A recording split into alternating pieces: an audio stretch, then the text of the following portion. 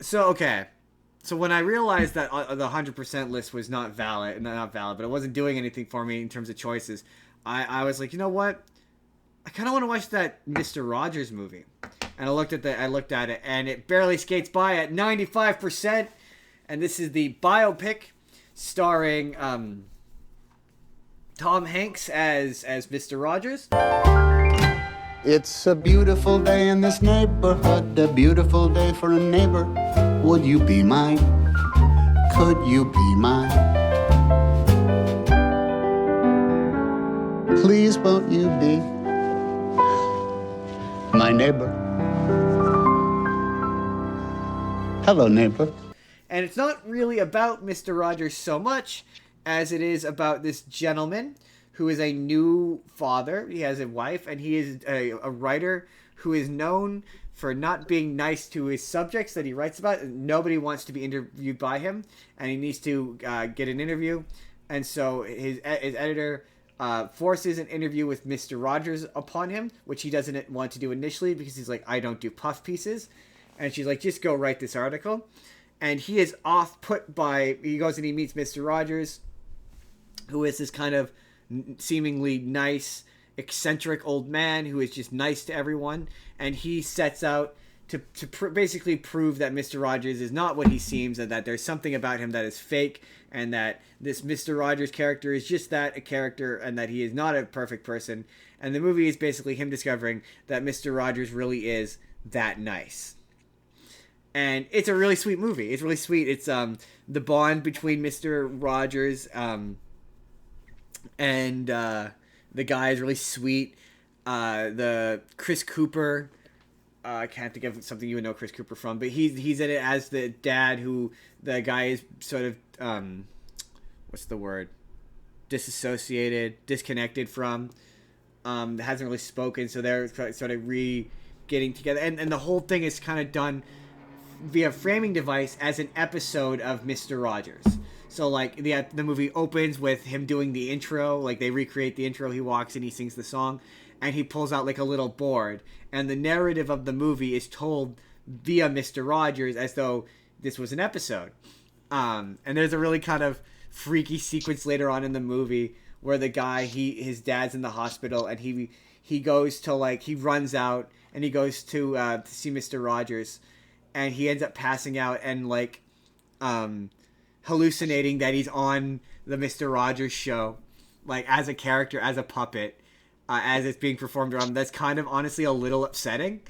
Oh yeah. Yeah, and it's to me it's so funny that Mr. Rogers, that he was so nice that they couldn't find any drama. And that's maybe my one criticism of the movie, would be that it presents him, like, they do eventually introduce the wife, who, and this was a very important thing to them in real life as well, that the family, that people knew that Mr. Rogers was not a saint. Like, everyone says Mr. Rogers is a saint, and he's perfect. And they very much wanted people to know that he's not perfect. And there's a point where the writer meets the wife. The writer is fictional, but there are elements of the story that are biographical. Like, they called it a biopic, but I wouldn't call it that, because it's not really based on Mr. Rogers' life. But yeah, there's a point where the writer meets the wife, and the wife is like, yeah, we prefer, she calls him Raj, and he's like, why do you call him Raj? And she's like, well, we don't call him Mr. Rogers at home. And she's like, I'm his wife, and she's like a seemingly normal person, and like in the movie, Mr. Rogers is sort of presented as this like perfect human who nothing really seems to bother him. It really reminded me of Saving Mr. Banks, where they never show you any of the negative qualities of Walt Disney, going so far as to like, they have a bit where he's clearly smoking, but they like cut away. This is kind of similar, where like they constantly portray him as being nice, like overly nice, like way too nice, like almost saint-like, like he's like this perfect human, and they try to lampshade it by being like, oh, he's not perfect, but that's not how he's presented in the movie. Like, and at the end of the, like, there's a point where Mr. Rogers has this like, what do you do when you get upset conversation with the guy, sort of slowly breaking down his walls. And Mr. Rogers like, what I do when I get upset is I I smash a piano. Like and the thing I learned is that Mr. Rogers, very talented piano player, and the movie ends with him like crashing on the piano and getting upset because he's frustrated, and that's supposed to show you that even Mr. Rogers gets frustrated, but it's such a small moment that you can miss it, and it's not. Yeah, he's not really presented as being human, and so. I because I watched the movie and I was really became fascinated by Mr. Rogers. I chose to watch, also 96% on Rotten Tomatoes. I chose to watch the documentary "Won't You Be My Neighbor." A television program for children made its unauspicious debut on station WQED in Pittsburgh. Its host, Fred Rogers. Mr. Rogers? Yeah. I want to tell you something. What would you like to tell me? I like you. I like you, my dear. Thank you very much for telling me that. If you take all of the elements that make good television and do the exact opposite, you have Mr. Rogers' Neighborhood. Low production values, simple set, unlikely star. Yet, it worked. Hello. I've always felt that I didn't need to put on a funny hat. To learn about Mr. Rogers. And the fascinating thing about Mr. Rogers is Mr. Rogers is not perfect. And that documentary does a really good job of being like, yeah, he was a nice guy, but he was still a ordained Protestant pastor. He was still a deeply religious man, and he was with all that implies. With all that implies. And so he was really against fun a lot of times. So his reasoning for wanting to do television was he hated superheroes. He hated like action stuff like Power Rangers, anything that was violent. He hated all of that, and it would make him mad. He would get mad, and he would go on television and complain about it. And he was a priest, and the thing that was kind of remarkable about him was in this documentary they made the point like he would preach to you, but the beautiful thing about it was you didn't realize you were being preached to.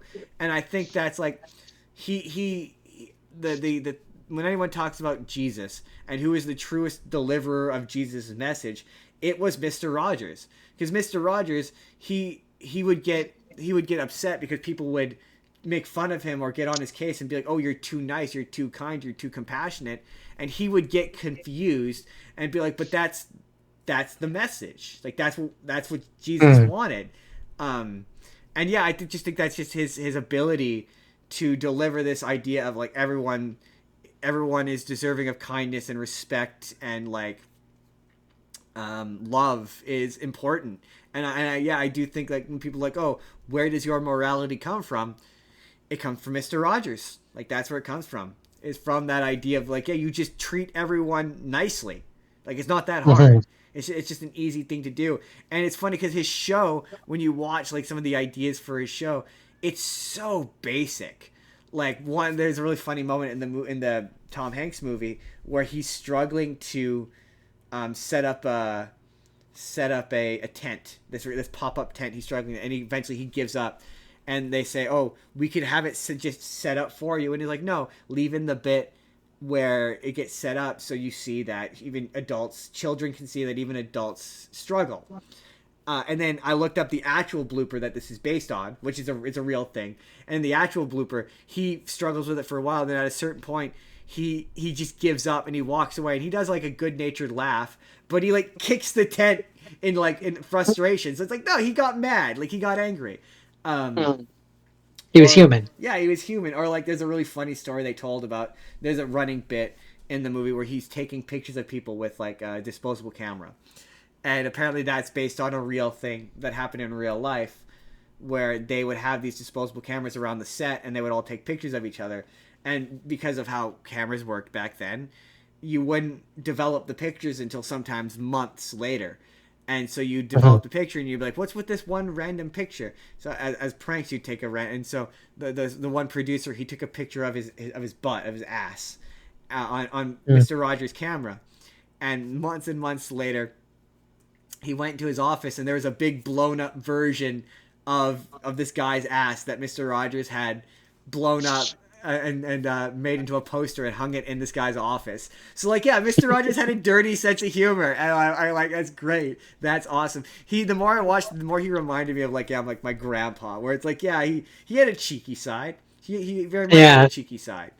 And another bit that was kind of blew my mind was there's a scene in the movie which made me go, "There's no way this happened. Like this had to be fictional." Where he's riding on the subway, and a kid's like, "Hey, Mr. Rogers," and the entire subway car starts singing the "It's a Beautiful Day in the Neighborhood" to him, and he sings along, and it's a great time. You're like, "Oh, this is a really sweet moment." It's clearly fictional, but no, I found it in that documentary. No, that actually happened. Like he did. He moved to the Bronx in New York, and he lived in a little apartment with his wife, and he got to know the neighborhood, and he would walk around the neighborhood, and people recognized him, and like, yeah, like he was just this seemingly just this nice guy who was a person. Just wanted to be He decent. just wanted to be decent, and the world kind of seemingly punished him for that by making fun of him. And like, yeah, like the idea that it's the same thing with Bob Ross. I want to talk about one day. I want to talk about the Bob Ross documentary because his story is the same way, where it's a guy who's just a nice guy, but because the world is cynical, can't just trust that he's a nice guy, can't just believe that he's selfless, and has to attach some sort of malice to him. And I just found that funny that instead of being like, oh no, the biopic, instead of being like, oh no, he has edges and he is a complicated person, and maybe showing some of those edges in a movie, because like, yeah, he didn't have a great relationship with his kids. Like showing some edges of Mr. Rogers instead of just alluding to them, maybe that would have been a slightly more interesting. But you can't, with Mr. Rogers, you can't do that. And I found that to be fascinating. Not really. No. Like he's such a good person that his biopic has to be about discovering that he's a good person. Like, Yeah. that was so interesting. Yeah, and it's really quite sweet and touching, and it's totally worth And checking you're out. showing that he's a person with maybe some light rough edges. Right, You can't exactly. show like the deep edges, Right. but like some light edges. Like this movie almost implies, because like there's a character who is essentially characterized as being Mr. Rogers' like protector. He keeps him safe from all the real world stuff that is involved in being in show business or whatever. And it's like they act as though he's like autistic almost. Like that's how he kind of, whereas like the documentary is like no, he was a real person who got pissed off about stuff. Like he got mad, and he would funnel that energy into delivering that message on television or playing music. I also discovered, yeah, he was a very talented musician, and also he's not without his problems. Like the guy, there was a police officer character on the show, and he was gay, and he would go to gay clubs, and Mr. Rogers like at one point pulled him aside and was like, yeah, no, we can't have that shit. We're on PBS on a kids show.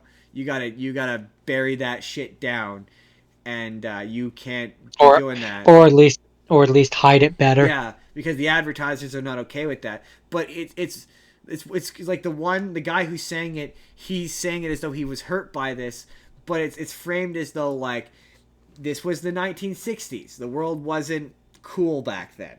Like it's not. But people tend to use that as a framing device to be like, well, Mr. Rogers wouldn't support the trans community or the gay community, and it's like, well, no. He then later in the documentary, because he very famously bathed his feet with a black gentleman, which it was 1960s, Yeah. unheard of. So later on, he sent a letter to this guy being like, "You're my friend," whatever, accepting him as being gay. So it's like, no, Mr. Rogers was human. He learned. He evolved. So no, he probably would be completely supportive of trans people because that's just how he was. He was loved thy neighbor no matter what that neighbor did. I think he just would have been accepting of everyone. Yeah, That's the thing. He wouldn't have specifically necessarily been like, I support this or I support that. He would have been like, love everyone. Yeah. Because that's Jesus's message. Yeah. Like, love your neighbor. Yeah, and yeah. Regardless of your perceived flaws that they may have, love them anyway. But yeah, I think he just sort of proves that there is a way, like that there is a fundamental good to this stuff that you could teach to kids without the baggage of the badness when it comes to religion. I mean, yeah, you can. The thing is that religion, the central message is usually good, and if you can teach that without all the doctrine or the dogma that comes along with it, I would also take it. Then it's also a good word. then that's the ideal situation in my eyes. I completely agree. But yeah, no, I enjoyed these movies. Yeah, he's a very interesting fellow. Yeah, I want to do to wrap up, the Bob Ross documentary is also very fascinating too, because his story, short version of that, is that he ran into a couple who basically took advantage of him and his brand. Well, when we eventually when you eventually get us to do that documentary episode that you keep talking about, I know. that'll be your perfect opportunity. It's funny because every time I'm like, I don't think there's enough. I'm reminded of another documentary that I like. Then I'm like, oh yeah, because if we do a documentary, you can watch the Mr. Rogers one that I watched today, and then I can watch the Bob Ross one. We'll talk. Yeah, exactly. That's it. All of my people call your That's people. the Mr. Rogers movies. They're both interesting. They're both good. Worth checking out. Endcard Justin here again. Let me know down in the comments. Did you grow up with the good old Mr. Rogers, learning lessons about love thy neighbor and whatnot? And did you know that he had a really dirty sense of humor? Because I didn't. Anyway, if you'd like to see the full podcast that this video is from, you click the box on the left. That's going to take you to our Is It Fresh Rotten Tomatoes special. We're talking about all kinds of highly rated movies on Rotten Tomatoes. Or you can click the box on the right, and that's going to take you to a random video that YouTube thinks you're going to enjoy. Hit that subscribe button if you haven't already. Leave us a like if you could. And we will see you all in the next video, everybody. Nailing it.